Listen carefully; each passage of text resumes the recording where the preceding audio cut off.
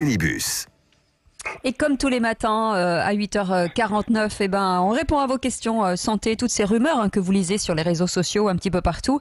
On a une réponse tous les matins à apporter avec le professeur Jean Sibilia. Bonjour Jean. Bonjour. Merci d'être là ce matin. Vous êtes doyen de la faculté de médecine de Strasbourg. Et je parlais de rumeurs, et il y en a une qui court depuis quelques temps. C'est le virus qui ne tuerait pas directement, mais par l'intermédiaire d'une bactérie intestinale.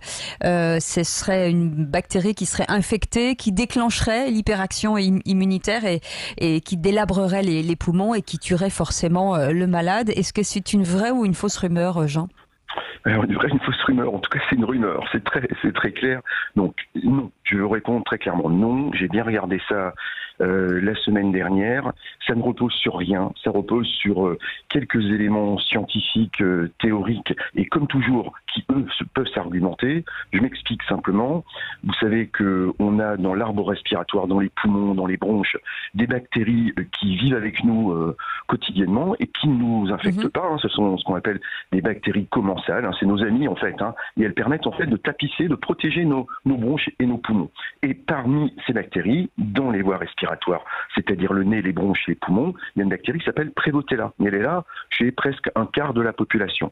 Et on sait, dans la grippe, il y a une équipe lyonnaise, l'équipe de Bruno Lina, qui a travaillé là-dessus, qui a montré que ces bactéries amies protègent contre les infections respiratoires virales, notamment contre la grippe. Donc ça, c'est le fondement qui est vrai. Mais de là à dire que il y a un effet du virus et une sorte de lien cheval de Troie, c'est comme ça que c'est écrit, entre Covid et Prevotella, et que Covid est capable d'entrer dans Prevotella comme un bactériophage, puisqu'il y a des virus qui sont capables de rentrer dans les bactéries, ça, il n'y a absolument aucun argument. Donc je crois que c'est, comme souvent dans les rumeurs, partir d'un fait scientifique très intéressant qui est vrai, c'est cette proximité entre les bactéries des voies respiratoires et les virus qui peuvent nous infecter. Ça, c'est un élément vrai, mais on en tire un enseignement faux. Alors, à qui profite le crime? Pourquoi cette fake news? Je n'en Oui, sais c'est rien. la vraie question. Oui, pourquoi? Alors, est-ce que c'est pour argumenter encore l'effet des antibiotiques, de l'azithromycine?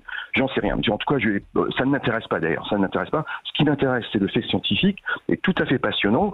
Et la conclusion de tout ça, c'est ce qu'on a raconté là sur Prevotella n'est pas vrai. En revanche, les travaux, notamment de l'équipe lyonnaise, mais d'autres, sur la relation entre bactéries des voies respiratoires et les virus, ça, c'est un sujet extrêmement intéressant. Et c'est même une voie thérapeutique. Peut-être qu'en renforçant la flore, qu'on peut appeler ça la flore bactérienne de nos poumons et de notre nez, on peut nous protéger contre l'infection virale. Ça, c'est un vrai sujet, mais il doit être traité scientifiquement et pas par des nouvelles qui fleurissent et qui voguent sur les réseaux sociaux et qui souvent n'ont pas de sens. Mais c'est une excellente illustration du vrai du faux qu'on voit pratiquement tous les jours aujourd'hui avec Covid-19.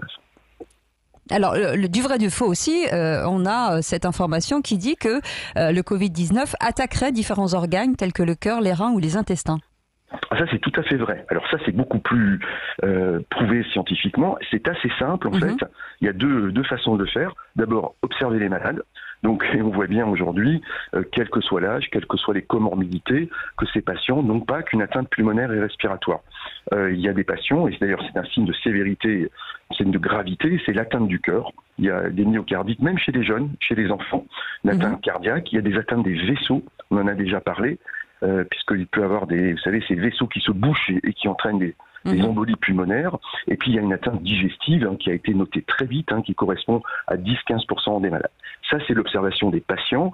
Je ferai juste un petit commentaire, moi, qui m'étonne beaucoup, et j'espère qu'on aura la solution. Pourquoi les équipes chinoises n'ont-elles pas vu certains aspects qui nous ont sauté aux yeux tout de suite? Je pense notamment à la perte de goût et d'odorat qui paraît très fréquente, et notamment à ces atteintes vasculaires qui, curieusement, n'ont pas été décrites. Donc il y a encore beaucoup de choses à connaître. Dernier point, Cécile, sur ces atteintes, il y a une autre façon de les analyser, c'est de regarder où sont les récepteurs du virus. Vous savez que le virus Covid-19 a un récepteur très particulier, et aujourd'hui, beaucoup d'études essayent on regarde les tissus, on regarde les vaisseaux, le poumon, l'intestin, le cœur, et on regarde où se trouvent les récepteurs de ce virus. Et il se fait qu'il y en a beaucoup dans le poumon, dans le nez, dans les voies respiratoires, mais il y en a aussi dans les vaisseaux, il y en a sur les cellules intestinales essentiellement, et peut-être sur d'autres organes qu'on n'a pas encore identifiés. En tout cas, c'est certainement les organes principaux, et c'est là que ça rentre, et donc c'est là que ça fait des symptômes, évidemment. Et bah justement, on passe au standard au 0826 300 300 avec René qui nous appelle de l'Ariège. Bonjour René. Bonjour, merci de me donner la parole. Moi, j'aimerais poser cette question. Merci. J'aimerais poser cette question. C'est vrai qu'il y a plein de personnes qui nous racontent un peu tout et n'importe quoi. Mais ce que je constate, c'est que depuis le début de cette pandémie, nous n'avons plus de décès de gens qui décèdent de cancer, qui décèdent d'AVC, qui décèdent de différentes pathologies. Et tout le monde décède maintenant du Covid-19. Donc j'aimerais quand même avoir des explications sur ce sujet, parce que sinon, en fait, c'est un grand brouhaha où plus personne ne comprend rien. Alors, merci pour cette très intelligente question qui permet effectivement d'expliquer des choses un peu confuses peut-être. Alors, premier élément de réponse, vous avez observé que Covid-19, comme beaucoup de virus, infecte d'abord des gens fragiles. Donc en particulier, peuvent infecter et se compliquer surtout d'atteinte chez des gens qui ont des troubles cardiaques, donc des insuffisances cardiaques, chez des gens qui ont des cancers assez avancés. Donc de fait, ces gens faisant des complications de Covid vont décéder de Covid. Mais ils étaient aussi atteints d'une maladie de cœur ou d'un cancer. Donc ils seront comptabilisés, entre guillemets, comme décès du Covid, alors que, in fine, ils sont malheureusement décédés du Covid, mais aussi de leur maladie cardiaque ou de leur cancer. Alors après, c'est un problème de comptabilité. C'est la première cause de mort, effectivement, l'infection virale, mais c'est la comorbidité qui a fait qu'ils ont décédé. Ça, c'est un premier élément de réponse. Deuxième chose, vous savez, ce que je vois quotidiennement, et je le constate quotidiennement, il y a encore beaucoup de gens qui viennent et qui décèdent d'affections, de maladies qui ne sont pas des maladies Covid.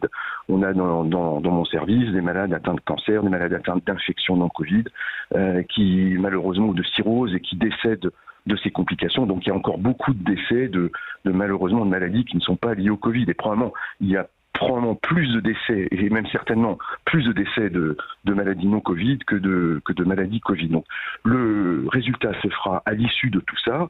Il y aura une analyse qu'on appelle épidémiologique détaillée de la cause des décès, de la surmortalité, et on observera sur une période suffisamment longue, de plusieurs mois, comment ça s'est passé, ou à quel moment il y en a eu des décès, surtout Covid, à quel moment il y a eu d'autres décès. Donc il y aura une analyse détaillée à faire, et c'est la seule analyse qui permettra d'ailleurs aussi de comparer les régions françaises ou de comparer les pays.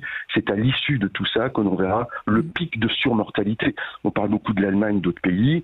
Attendons d'avoir un bilan final, puisque vous savez que la déclaration des décès est totalement différente d'un pays à l'autre. On ne déclare pas les décès en France comme on les déclare en Allemagne, dans un autre pays. Donc tout ça mérite d'être très prudent, il n'y a pas besoin de grandes analyses. On fera un détail final de la surmortalité, et à ce moment-là, on pourra réfléchir et comparer l'ensemble des phénomènes.